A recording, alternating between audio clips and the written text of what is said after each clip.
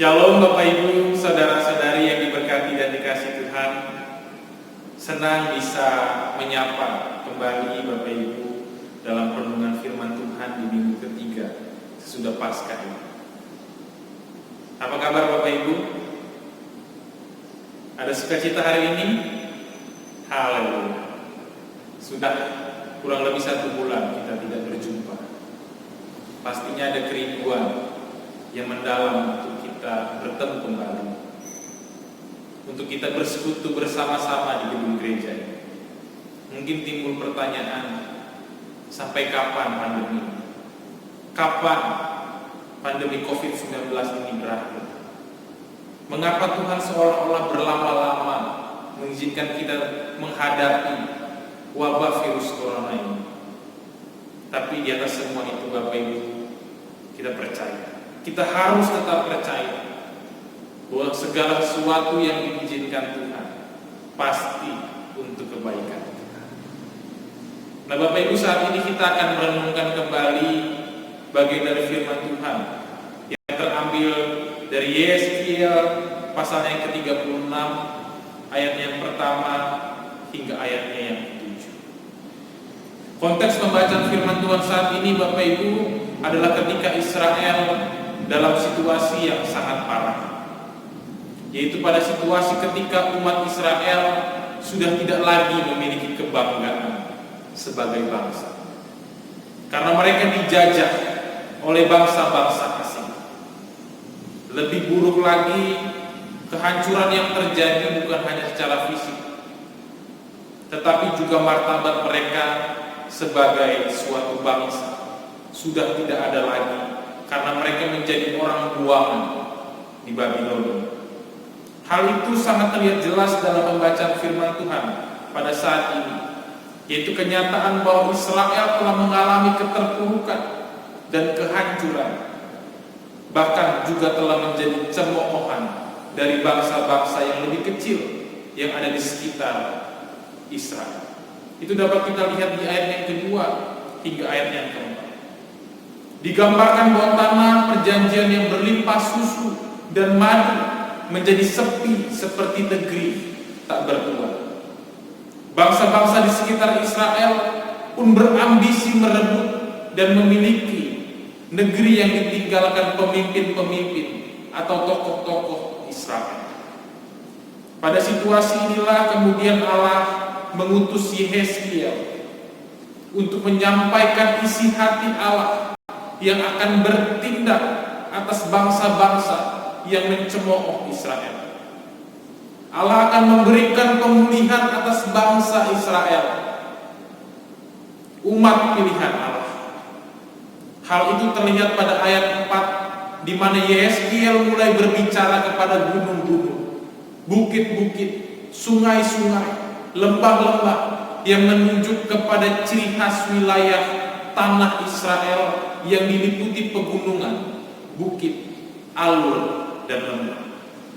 Hal ini membuktikan Bapak Ibu bahwa Allah adalah Allah yang setia, Allah yang membenci dosa, akan tetapi mengasihi orang-orang berdosa. Allah yang tidak kompromi dengan dosa, tetapi Allah yang juga tetap mengasihi orang-orang yang berdosa. Allah yang mencambuk Israel dengan cemeti, tetapi Allah juga yang mengobati luka-luka bangsa Israel. Itulah kesetiaan Allah di dalam ketidaksetiaan umat pilihannya Israel. Gunung Israel yang dahulu dikecam dan dihukum Allah oleh karena mereka jadikan tempat penyembahan berhala dan berbagai kejahatan akan dipulihkan. Walaupun dosa itu jugalah yang menyebabkan mereka harus mendapatkan penghukuman, kehancuran, serta pembuangan di Babilonia. Sebab mereka telah mencemari kekudusan Allah dan kekudusan mereka sebagai umat Allah dengan menyembah berhala. Namun dalam kasih-Nya Tuhan berbaik hati dan berpaling kembali kepada Israel, umat yang dikasihinya, Karena itu ada pembaharuan Allah bagi Israel setelah mereka menjalani penghukuman, pembuangan di Babel. Pembaharuan dari Allah dijelaskan melalui janji-janji pemulihan bagi Israel yang disampaikan Yehezkiel. Pertama, bahwa Tuhan akan menghakimi dan melawan bangsa-bangsa, terutama Edom, keturunan Esau, yang telah menguasai dan menghina Israel akan mengalami penderitaan. Kedua, janji pembangunan kembali, kesuburan, kemakmuran, kemasyuran di tanah perjanjian sebagai milik pusaka Israel ketika mereka kembali dari pembuangan. Artinya melalui pembacaan ini kita dapat mengerti bahwa Allah tidak berdiam diri terhadap keadaan umatnya yang mengalami keruntuhan dan cemoohan bangsa-bangsa lain. Ia tetap bertindak dalam kedaulatannya untuk menghukum Edom dan bangsa-bangsa lain yang telah melakukan penindasan, penjarahan terhadap umat pilihannya Israel. Itu jelas kita lihat di ayat yang kelima. Tuhan membalaskan segala kejahatan dan kecemaran yang diberlakukan mereka atas Israel. Oleh karena negeri perjanjian yang sudah sepi, ditinggalkan penghuni dan pemiliknya, adalah milik Tuhan, bukan milik Edom atau milik bangsa-bangsa lain seperti bangsa Amon, Moab, Mesir, Filistin, Tirus dan Sidon. Firman Allah inilah yang kemudian disampaikan Yehezkiel yang memberikan secerca harapan kepada bangsa Israel. Sebab Allah berjanji akan melawan musuh-musuh Israel. Allah sendiri akan melawan dan menghukum Edom serta bangsa-bangsa lain yang berbuat jahat, menghina serta menyengsarakan Israel. Mereka akan dihancurkan dan tanah terjarah akan dihuni kembali oleh Israel. Bangsa Israel akan mendapatkan kembali harta mereka yang sangat berharga. Israel akan kembali seperti dulu ketika Daud berkuasa, bahkan lebih daripada itu. Itulah kabar sukacita bagi umat Israel. Akan tetapi ada suatu pertanyaan yang tersisa, Bapak Ibu. Mengapa Allah mengizinkan bangsa Israel mengalami pembuangan, tetapi Allah juga yang memulihkannya? Sehingga akibatnya bangsa Israel mengalami penindasan, kesengsaraan, dan cemoohan dari bangsa-bangsa di sekelilingnya. Jawabannya, oleh karena Allah ingin memurnikan umatnya. Peristiwa pembuangan tidak hanya dipandang sebagai penghukuman atau malah kesuksesan bangsa lain menghancurkan Israel, melainkan peristiwa pembuangan adalah cara Tuhan memurnikan mereka kembali. Kitab Yesaya pasal 48 ayat yang ke-10 dengan tegas menyatakan bahwa Tuhan memaksa mereka memasuki ujian dapur kesengsaraan untuk memurnikan mereka kembali.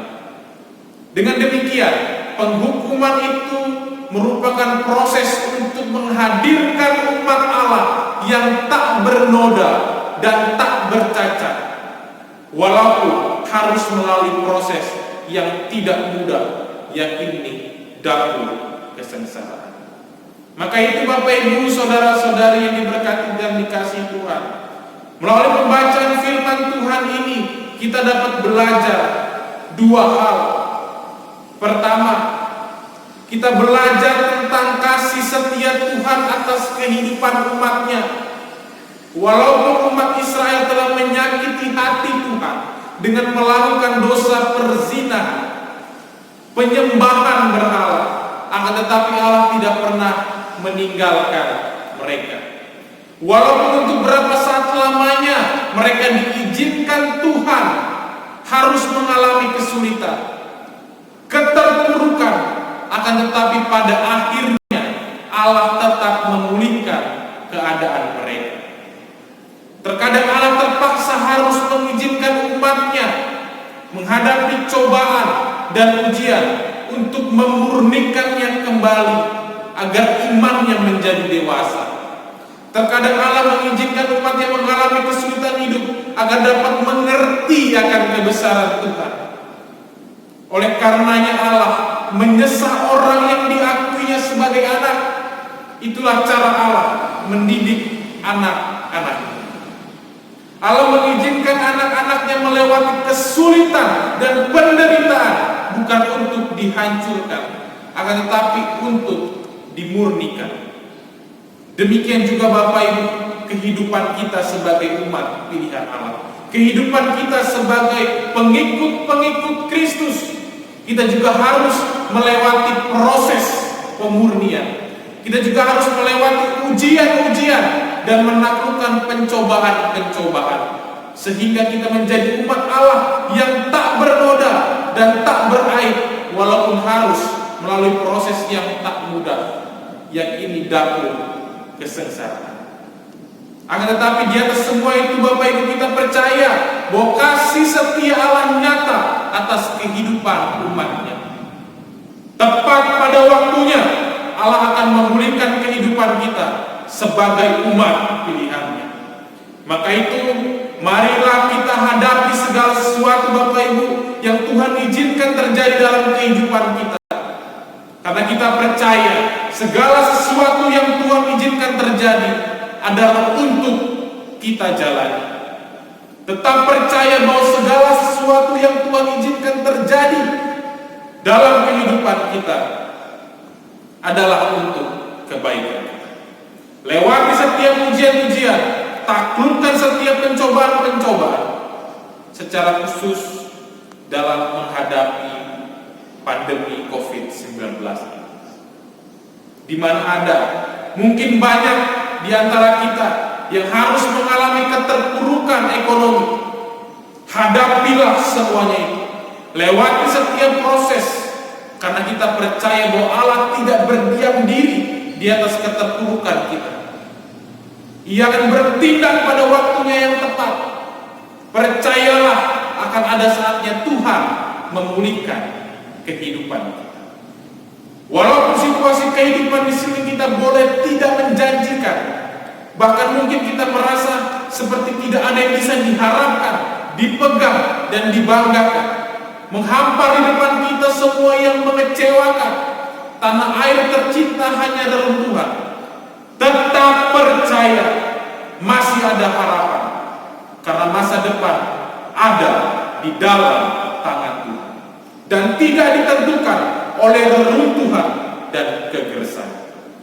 Hal inilah yang menjadi kabar sukacita bagi kita sekalian, yaitu kita percaya pemulihan yang sama terjadi atas kehidupan kita dan tanah air kita tercipta. Sebab kita percaya bahwa Allah selalu punya rencana indah atas umat pilihan.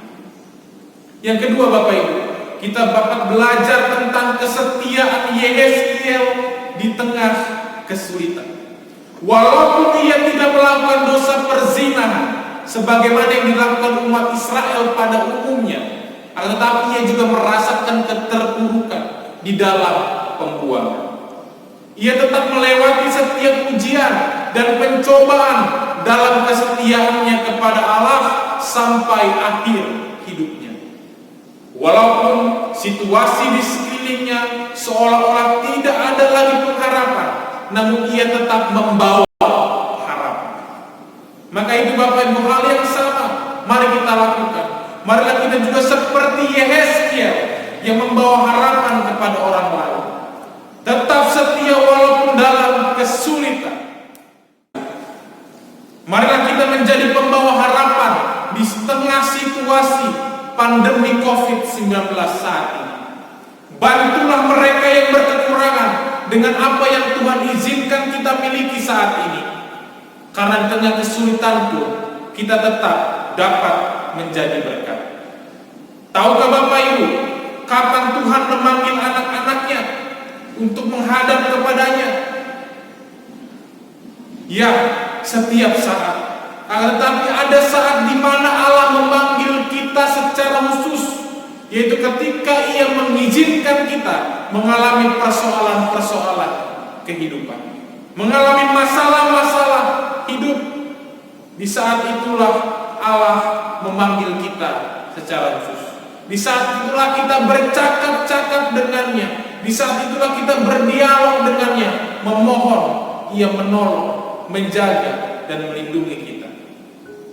Akan tetapi, kapan Bapak Ibu Tuhan menguji anak-anak-Nya? Mudah saja bagi Tuhan. Berikan saja berkat-berkat, berikan saja kenyamanan, berikan saja kenikmatan. Dan biasanya ketika seorang mengalami kenyamanan, ia lupa terhadap Tuhan. Ia terbuai oleh berkat-berkat yang Allah titipkan. Bahkan ia lupa menjadi berkat bagi orang lain. Tetapi kapan Bapak Ibu Tuhan merasa senang? Di saat anak-anak yang dipercayakan berkat, di saat anak-anak yang mengalami kenyamanan hidup, tetapi ia tetap melekat dan menjadi berkat bagi orang lain. Di saat itulah Tuhan sangat senang sekali. Akan tetapi kapan Tuhan merasa sedih? Ketika anak-anaknya diizinkan mendapatkan persoalan, masalah hidup, tetapi masih saja tidak mau mencari Allah, masih saja tidak mau berdoa kepada Allah. Di saat itulah ia sangat merasa sedih. Maka itu Bapak Ibu, ketika susah cari Allah, ketika senang jangan lupakan Allah, dan tetaplah jadi berkat bagi orang lain melalui apa yang Tuhan percayakan. Tetap setia akan apa yang dipercayakan, dan tetap percaya bahwa janji pemulihan Tuhan akan terjadi dalam kehidupan kita dan tanah yang kita tercinta. Tuhan Yesus memberkati kita sekalian.